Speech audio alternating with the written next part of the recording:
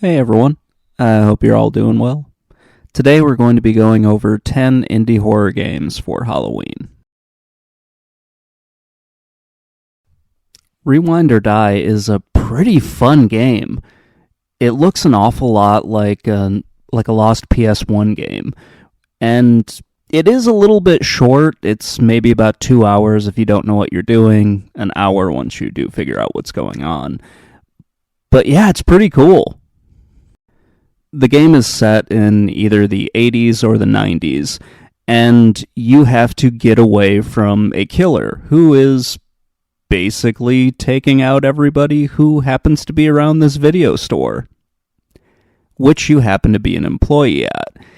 It's actually pretty cool. And once you get into the creepy murder dungeon place, which is where most of the game takes place, then you have to solve a bunch of puzzles, and it feels a little bit like a less action-packed version of Resident Evil. Minus the zombies, of course.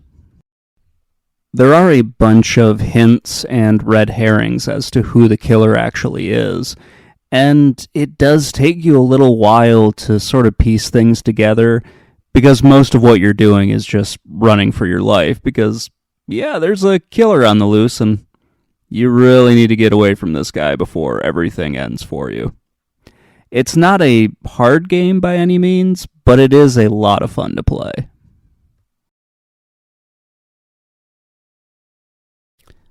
Signalis is a really cool take on Lovecraftian horror. It is set in the distant future, and you play as part of a two-man crew that is exploring the galaxy trying to find habitable planets. It's a very dystopian place that you exist in. There's a lot of rules, there are a lot of different, classes that have been created, and everyone seems to have their own set of rules. You have a very close relationship with your co-pilot, and much of the game revolves around you trying to find your co-pilot, and also fighting off the inhabitants of this base that have been taken over by some unspeakable horror.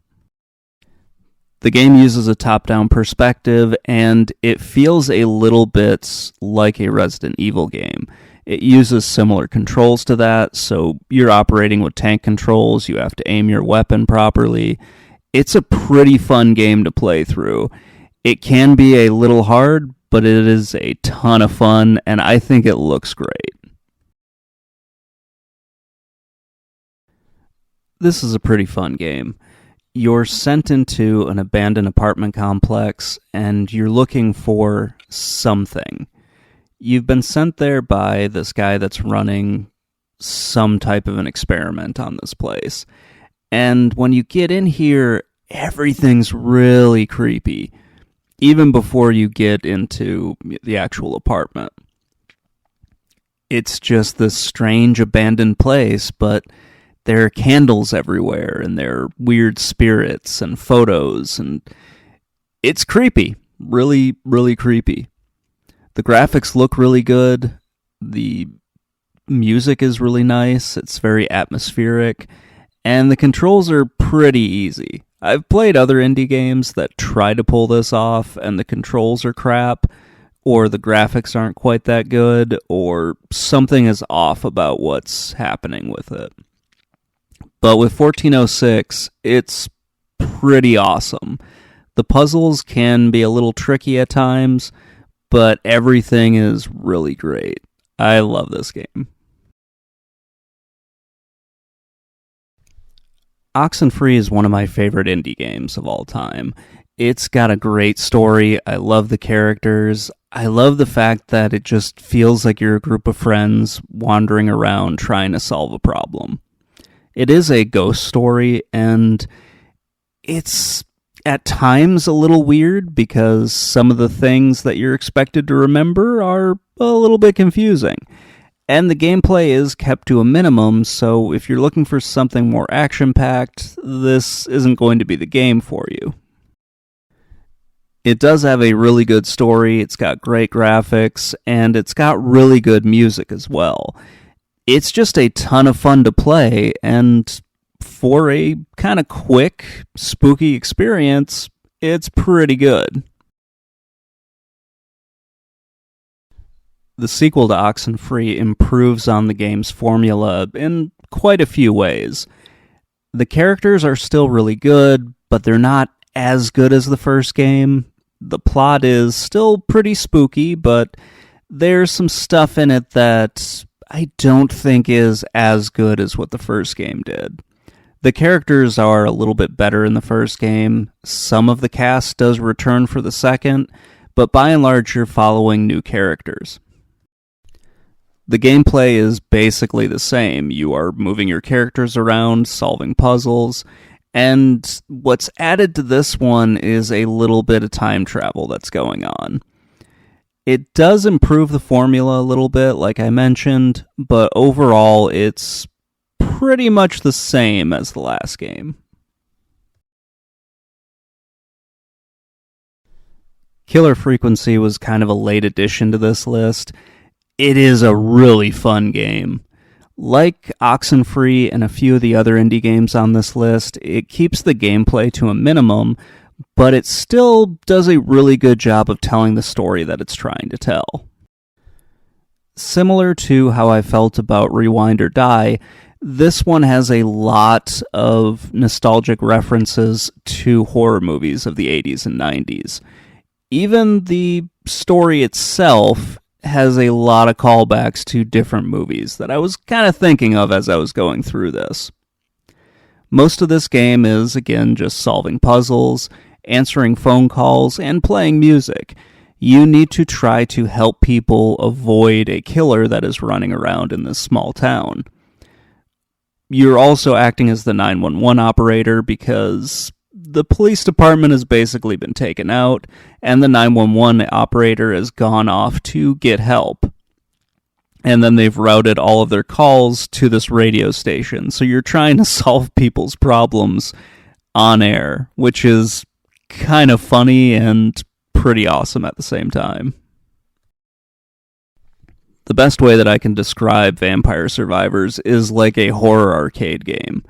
You play as one of many different characters that you can collect throughout the game, and all the combat is basically automated, but you do have control over what power-ups your characters get along the way. So you're fighting off endless waves of enemies, collecting the little gems that they drop off in order to gain levels, and that will allow you to get better power-ups and upgrade the ones that you have. Every game lasts 30 minutes maximum. You can die before the 30 minutes, but once that 30-minute mark hits, something shows up and murders you. So you know what you need to do, and there are certain things that you can explore and find while you're wandering around here fighting off waves of enemies. It feels a little bit like an arcade version of Castlevania, just because they reuse some of the enemies. Call of Cthulhu is a little bit of an older game on this list. It came out a few years ago, and it is a survival horror game that obviously uses a Lovecraftian setting. It takes its story from the Shadow over Innsmouth, and it also has a lot of similarities to the movie Dagon, both of which use the same basic plot of someone showing up at a small village and discovering that the town is basically worshipping some form of Cthulhu, or some other demon from the Cthulhu mythos. Well, I shouldn't say demon, but some entity from the Cthulhu mythos. It's a pretty great game. It does suffer from kind of weird facial expressions. They're kind of goofy at times, but it is a short and fairly effective horror game, as it's really just focusing on telling a story, and a lot of the combat and everything is kept to a minimum. You play as a private investigator, and you're just trying to solve the mystery of someone's death. It's pretty great. Many indie games use the Cthulhu mythos as a way in order to tell their stories, or as a setting for their story to take place in. Dredge is no different, But it does feel in some ways a little bit like a Silent Hill game, at least from a narrative standpoint. You play as a fisherman who's shipwrecked in these little archipelagos, and you are trying to sort of piece together all of the mysteries of this place. People have some problems that you need to try to solve. You're also looking for a series of artifacts as well. There's very much just a vibe of this is the town with a secret trope that has popped up in several other games on this list. But here I feel it's a little bit more pronounced. You are just sailing around collecting fish, looking for artifacts, and slowly the story comes together. It's a pretty great game, and it looks awesome. So let's wrap this up with Judgment Post-Apocalypse Simulator. This is a strategy game, which you don't really see applied to a horror genre, but yeah, there's a demonic invasion that was caused by some kind of occult or caused by, scientific means. It depends on the ending that you want to go for.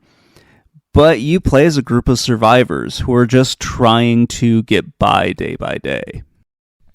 You have to build farms, you build up your own little base, and then you also explore this, I guess, not really a wasteland, but you explore the area around your tiny base, and you try to gather resources, especially when you need to advance your technology tree or your ritual tree. As you go on, you fight more and more demons. They get stronger as the game progresses, and you occasionally get missions that you need to perform, like saving survivors, exploring a different area, or in some cases, you have to take out some rival settlements because they just don't like you.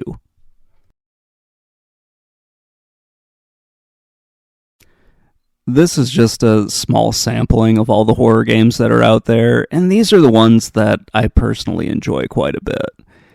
I know everybody's got their own favorites, so if you want, please leave those in the comments section below. I'm always looking for more recommendations for games to play.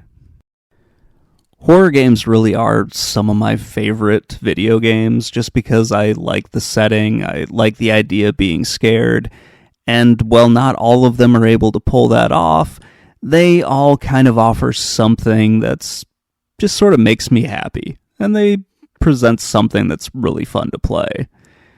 Especially with Judgment and Dredge and Oxenfree. I really love those style of games. Anyway, let me know what you think in the comments section below, and if you think I left something off of this list, or if there are any recommendations for other horror games that I can play, please let me know as well. I will talk to you all later. Bye.